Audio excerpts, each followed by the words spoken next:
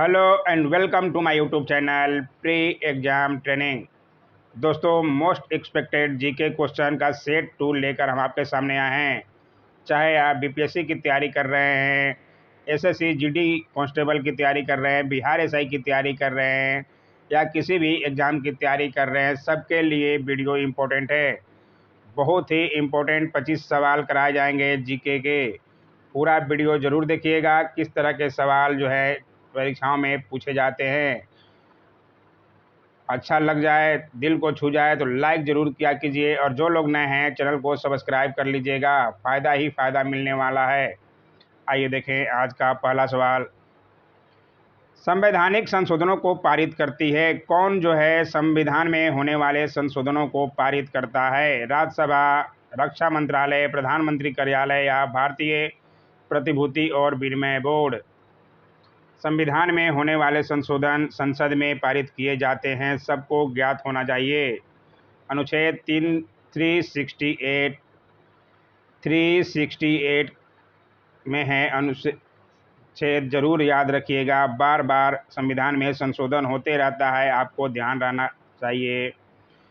इसमें जो है संविधान में होता है, संसद में किया जाता है संवैधानिक संशोधन, जो कि लोकसभा और राज्यसभा में पारित होने के बाद राष्ट्रपति के पास अंतिम मुहर के लिए जाता है। इसमें से केवल राज्यसभा दिया है, इसलिए आपका आंसर जो है राज्यसभा पे जाएगा। ध्यान रखिएगा, संसद होगा तो संसद पे जाएगा, अगर राज्यसभा है, अगर दोनों दिया रहेगा तो ई ऑप्शन पे जाता है, जैसा बीपीएससी में दिया रहता है। समझते हुए चलिएगा। आइए देखें अगला सवाल। पीडीएफ के जरूर डाउनलोड कीजिए टेलीग्राम। पीडीएफ के लिए फ्री का पीडीएफ मिलता है टेलीग्राम पर।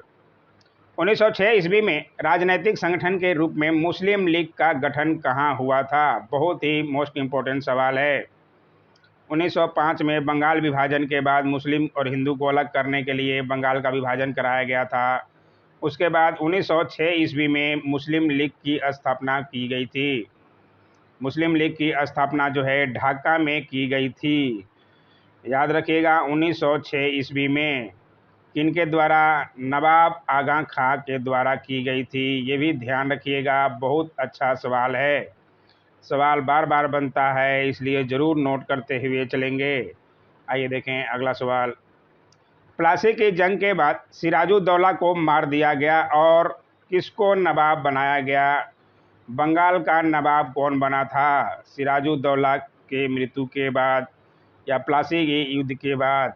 प्लासी का युद्ध कब हुआ था? सबको ज्ञात होना चाहिए। डेट वाइज आपको ध्यान रखना पड़ेगा अगर आप बीपीएससी की तैयारी कर रहे हैं।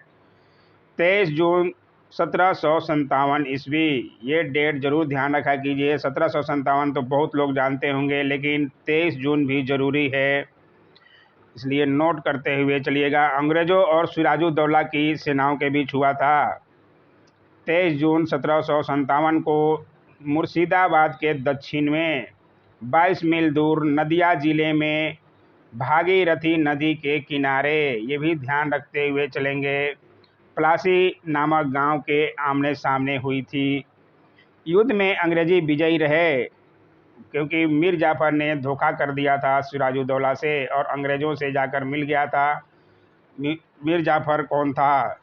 सिराजुद्दौला का मुख्य सेनापति वही था। उसके दगा के कारण ही सिराजुद्दौला मारा गया और मीर जाफर को उसके बाद जो है बंगाल का नवाब बना दिया गया। सबको इतना तो पता होना चाहिए, इसलिए इसका आंसर जो है आपका ए जाएगा, मीर जाफर। ध्यान रखिएगा, बहुत अच्छा सवाल है। आइए देखें अगला सवाल। शेर शाह सूरी ने किस मुगल शासक को पराजित किया? ये सवाल भी अच्छा है और सबको पता होना चाहिए। शेर शाह सूरी जो है हुमायूं को हराया था 2 बार। कब कब हराया था? चौसा का युद्ध 1539 ईस्वी में तथा बिलग्राम या कनौज का युद्ध 1540 ईस्वी में। दूसरे मुगल सम्राट हुमायूं को हराया कर उसके बाद हुमायूं जो है वो दिल्ली की गद्दी छोड़ना पड़ा, और भागते भागते बोला जाता है कि वो शादी भी करते हैं और महान अकबर का जन्म भी होता है भागने के बाद ही। तो ध्यान रखिएगा, इसमें आंसर जो है आप आसानी से निकाल सकते हैं, हुमायूं। पूरा डिटेल भी दिया गया है, आप नोट करते हुए चलिएगा।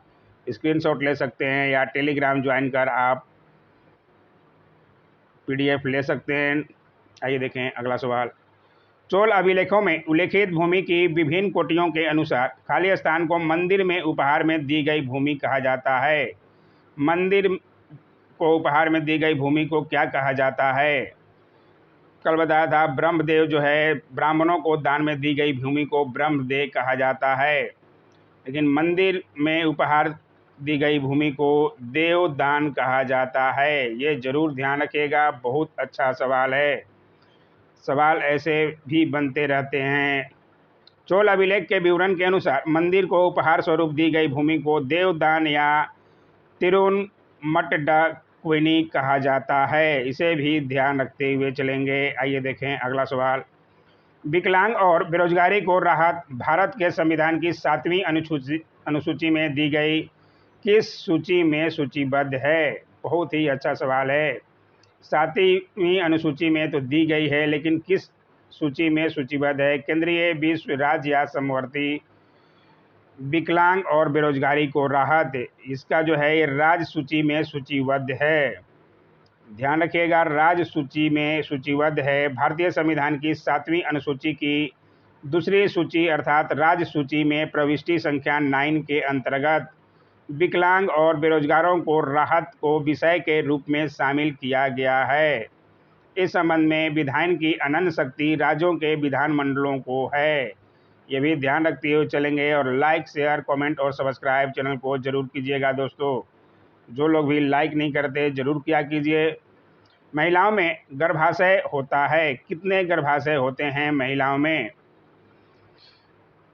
1, 2, 3 और 4 में से महिलाओं में एक गर्भाशय होता है। ये भी इजी सा सवाल है, सबको पता होना चाहिए। आइए देखें अगला सवाल। यदि किसी वस्तु पर लगाया गया बल वस्तु की गति की दिशा में हो तो वस्तु की गति क्या होता है? बढ़ती है, रुक जाती है, कम होती है या कोई प्रभाव नहीं पड़ता? यदि किसी वस्तु पर लगाया गया बल वस्तु की गति की दिशा में, तो वस्तु की गति जो है बढ़ती है। इसलिए ध्यान रखिएगा, बहुत ही अच्छा सवाल है ये भी। आइए देखें अगला सवाल। कान के बाहरी भाग की आकृति कैसी होती है? कान का बाहरी भाग की आकृति जो है कीप के समान होती है। कीप क्या होता है? तेल डालने वाला देखे होंगे, केरोसिन तेल डालते होंगे, उसे कीप कहा जाता है। उसी के आकार का बना होता है। इसलिए बहुत ही इजी सा सवाल ये भी था, ध्यान रखिएगा, प्लेट नहीं होता। आइए देखें अगला सवाल, बहुत अच्छा सवाल आ गया। जब कार्बन डाइऑक्साइड को चूने के पानी में प्रवाहित किया जाता है तो क्या बनता है? कार्बन डाइऑक्साइड को चूने के पानी में प्रवाहित किया जाता है तो कैल्शियम कार्बोनेट बनता है। ये भी ध्यान रखिएगा, बहुत ही अच्छा सवाल है, ये भी तो बार बार बनते रहते हैं।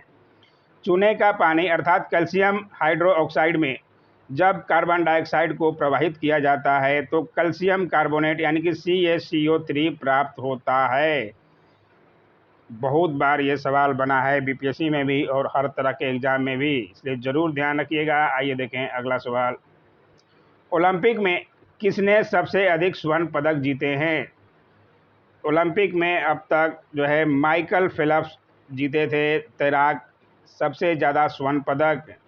इसलिए ध्यान रखिएगा इनका नाम।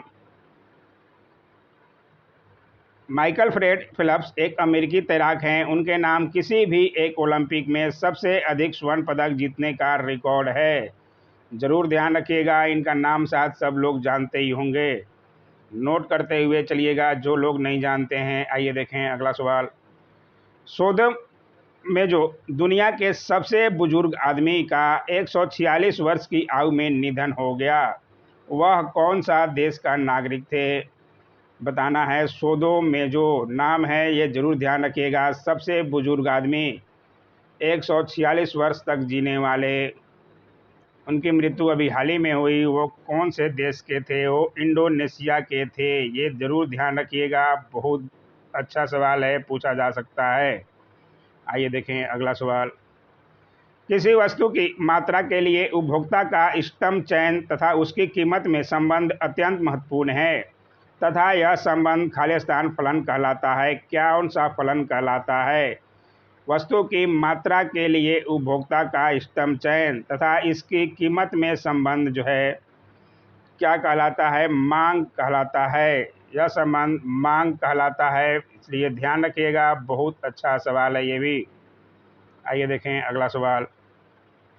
भारतीय रिजर्व बैंक भारत के संविधान की 7वीं अनुसूची में दी गई किस सूची में सूचीबद्ध है? आरबीआई जो है 7वीं अनुसूची में दी गई है, लेकिन किस सूची में सूचीबद्ध है? केंद्रीय, राज्य, विश्व या समवर्ती सूची में से एक केंद्रीय सूची में है रिजर्व बैंक ऑफ इंडिया। ध्यान रखिएगा, इजी और अच्छा सा सवाल है बहुत ही। भारतीय संविधान की 7वीं अनुसूची की प्रथम सूची अर्थात केंद्रीय सूची यूनियन लिस्ट में प्रविष्टि संख्या 38 के अंतर्गत भारतीय रिजर्व बैंक को एक विषय के रूप में शामिल किया गया है। आरबीआई की स्थापना बताया गया था पिछले वीडियो में। पहला वीडियो नहीं देखे हैं जरूर देखिए, बहुत अच्छे सवाल कराए गए हैं। खालिस्तान संसद को राज्य सूची के विषयों पर कानून बनाने का अधिकार दे सकती है। कौन जो है इसमें से संसद को राज्य सूची के विषयों पर कानून बनाने का अधिकार देता है? रक्षा मंत्रालय, प्रधानमंत्री कार्यालय, भारतीय प्रभुति और विनिमय बोर्ड या राज्यसभा? राज्यसभा जो है संसद को राज्य सूची के विषयों पर कानून बनाने का अधिकार दे सकती है। बहुत ही अच्छा सवाल है ये, जरूर ध्यान रखिएगा। भारतीय संविधान के अनुच्छेद 249 के प्रावधानों के अधीन राज्यसभा द्वारा विधिवत पारित संकल्प के जरिए राज्य सूची में शामिल विषयों पर सांसद कानून बना सकती है। संसद जो है कानून बना सकती है, जरूर ध्यान रखिएगा। अन्यथा राज्य सूची में शामिल विषयों के संबंध में विधायन की अनंत शक्ति राज्य विधानमंडल को होती है। ये भी जरूर ध्यान रखिएगा। बहुत अच्छा सवाल है। राज्यसभा जो है कोई भी संसद को राज्य सूची के विषय पर कानून बनाने का अधिकार देती है। आइए देखें अगला सवाल। भूपृष्ठ का कितने प्रतिशत भाग जल से ढका है? 3 भाग जल और 1 भाग ही भूमि कहा जाता है। सब लोग इतना तो सुने ही होंगे। इसके अनुसार लगभग 70 से 80% आसानी से निकाल सकते हैं। पृथ्वी की संपूर्ण बाह्य परत जिस पर महाद्वीप और महासागर स्थित हैं स्थल मंडल कहलाती है। इस बाह्य परत का लगभग 70 से 80% हिस्सा जल से आच्छादित है। ध्यान रखिएगा, जो लोग भी अभी नहीं जानते हैं, वैसे तो सब लोग साथ ये जानते ही होंगे। आइए देखें अगला सवाल। अगर कोई वस्तु वृत्तीय पथ पर एक समान खालिस्तान से चलती है तो उसकी गति को एक समान वृत्तीय गति कहा जाता है। अगर कोई वस्तु वृत्तीय पथ पर एक समान चाल ध्यान रखिएगा, चाल से चलती है तो उसकी गति को एक समान वृत्तीय गति कहा जाता है। जरूर ध्यान रखिएगा, नोट कर लीजिएगा, अच्छे सवाल हैं। आइए देखें अगला सवाल। समतल दर्पण द्वारा बनने वाला प्रतिबिंब क्या होता है? समतल दर्पण द्वारा बनने वाला प्रतिबिंब जो है पार्श्व परिवर्तन होता है। ध्यान रखिएगा, ये डिटेल में दिखा दें। समतल दर्पण में किसी वस्तु का प्रतिबिंब दर्पण के पीछे उतनी दूरी पर बनता है जितनी दूरी पर वस्तु दर्पण के सामने रखी होती है। यह प्रतिबिंब काल्पनिक वस्तु के बराबर और पार्श्व परिवर्तन होता है। जरूर ध्यान रखिएगा, अच्छे सवाल हैं ये भी। आइए देखें अगला सवाल। क्रिस्टलीकरण किसका उदाहरण है? बहुत ही अच्छा सवाल है। भौतिक परिवर्तन का रासायनिक परिवर्तन, रासायनिक अभिक्रिया या सदलेपन में से क्रिस्टलीकरण जो है भौतिक परिवर्तन का उदाहरण है। बहुत ही इजी और अच्छा सवाल है, जरूर ध्यान रखिएगा। आइए देखें अगला सवाल। देखिए पूरा डिटेल लिया गया है। आप जरूर टेलीग्राम ज्वाइन कर फ्री का PDF ले लीजिए, नोट्स बनाइए और अपनी तैयारी में 4 चांद लगाइए। सिरका और बेकिंग सोडा की अभिक्रिया से बनता है। सिरका और बेकिंग सोडा की अभिक्रिया से क्या बनता है? Copper, carbon dioxide, copper sulphate और मैग्नीशियम ऑक्साइड में से सिरका और बेकिंग सोडा की अभिक्रिया से कार्बन डाइऑक्साइड बनता है।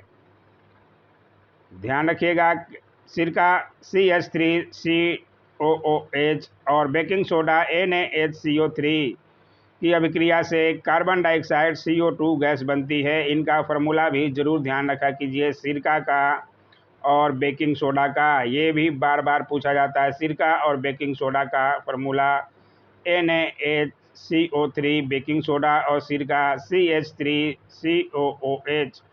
ज़रूर नोट कर लीजिएगा, बहुत बार आपको दिखेगा एग्जामों में। नियॉन की खोज किसने की? नियॉन की खोज जो है किसने की थी? नियॉन की खोज दो वैज्ञानिक मॉरिस डब्ल्यू ट्रेवल्स एवं विलियम्स रामसे ने की थी। ध्यान रखिएगा, उनका जन्म कब हुआ, क्या हुआ, हम बताते हैं डिटेल में। वैज्ञानिक मॉरिस डब्ल्यू ट्रेवल्स 1872 से 1961 तक वो रहे थे और विलियम रामसे 1852 से 1916 ईस्वी तक रहे थे। जो नियॉन की खोज 1888 ईस्वी में की थी, ये जरूर ध्यान रखिएगा। नियॉन की खोज जो है 1888 ईस्वी में करते हैं। लाइक, शेयर, कमेंट और चैनल को सब्सक्राइब जरूर कीजिएगा अगर आपको कोई फ़ायदा मिले तो। आइए देखें अगला सवाल। निम्नलिखित देशों में से कौन सा देश क्षेत्रीय सहयोग के लिए दक्षिण एशियाई संगठन यानी कि सार्क का सदस्य नहीं है? सार्क का सदस्य 8 देश होते हैं। जरूर ध्यान रखा कीजिए कौन कौन से देश होते हैं, सवाल ऐसे बनते रहते हैं। इसमें से म्यांमार जो है सार्क का सदस्य नहीं है। आइए आपको 8 देशों का नाम याद दिला देते हैं, ज़रूर नोट कर लीजिएगा। सार्क के कौन कौन से 8 देश हैं जो सदस्य हैं। म्यांमार जो है दक्षिण एशियाई क्षेत्रीय सहयोग संगठन अर्थात दक्षेस का सदस्य नहीं है। इस क्षेत्रीय संगठन के सभी 8 सदस्य देश इस प्रकार हैं, नोट कर लीजिएगा। अफगानिस्तान, बांग्लादेश, भूटान, भारत, मालदीव, नेपाल, पाकिस्तान और श्रीलंका। इसमें से म्यांमार नहीं है, तो म्यांमार पूछ दिया। ऐसे ही सवाल बनते रहते हैं, इसलिए 8 देश का नाम आपको ध्यान रखना पड़ेगा। आइए देखें अगला सवाल। निम्नलिखित में से कौन गरम दल के नेता थे? ये तो बहुत ही इजी सा सवाल है। गरम दल लाल बाल पाल से आपको आंसर मिल ही जाता है। इसमें भी लाल बाल पाल में से बाल हैं बाल गंगाधर तिलक। बाकी महात्मा गांधी, गोपाल कृष्ण गोखले और दादा भाई नौरोजी जो है नरम दल के थे। गरम दल वाले लाल बाल पाल को ही ज़्यादा जाना जाता है। इसमें से बाल गंगाधर तिलक जो हैं गरम दल के नेता हैं, जरूर ध्यान रखिएगा। लाल बाल पाल। ईसा से 483 वर्ष पूर्व बृहद बौद्ध सम्मेलन कहाँ हुआ था? 483 ईसा पूर्व में बौद्ध सम्मेलन जो है पहली बार राजगिरी में हुआ था, अजातशत्रु के समय में। सबको ज्ञात होना चाहिए। इसके अध्यक्ष महाकश्यप थे। बहुत ही बार बार पूछा जाता है, अच्छा सवाल है। चारों बौद्ध संगीति पर अलग से वीडियो भी बनाया हुआ है, ज़रूर देखिए, बहुत फ़ायदा मिलेगा। बार बार सवाल एक तो रहता ही है, चाहे बीपीएससी हो, चाहे कोई भी एग्ज़ाम, चाहे एसएससी जीडी। आइए देखें आज का आखिरी सवाल। कृषि आय पर लगने वाला कर भारत के संविधान की 7वीं अनुसूची में दी गई किस सूची में सूचीबद्ध है? इस तरह के सवाल बार बार देखे जा रहे हैं। आपको 7वीं अनुसूची का कंठस्थ ध्यान रखना ही पड़ेगा। 7वीं अनुसूची में आती है कृषि आय पर लगने वाला कर, जो कि राज्य सूची में सूचीबद्ध है। ध्यान रखिएगा, बहुत अच्छा सवाल है ये भी। संघ और राज्यों के बीच शक्तियों के वितरण से संबंधित भारतीय संविधान की 7वीं अनुसूची की दूसरी सूची अर्थात राज्य सूची में प्रविष्टि संख्या 46 के रूप में कृषि आय पर लगने वाला कर को शामिल किया गया है। जरूर नोट कर लीजिएगा, अच्छे सवाल हैं। आज का वीडियो कैसा लगा जरूर कमेंट किया कीजिए। Don't forget to like, share, comment and subscribe my YouTube channel. Thanks for watching my YouTube channel.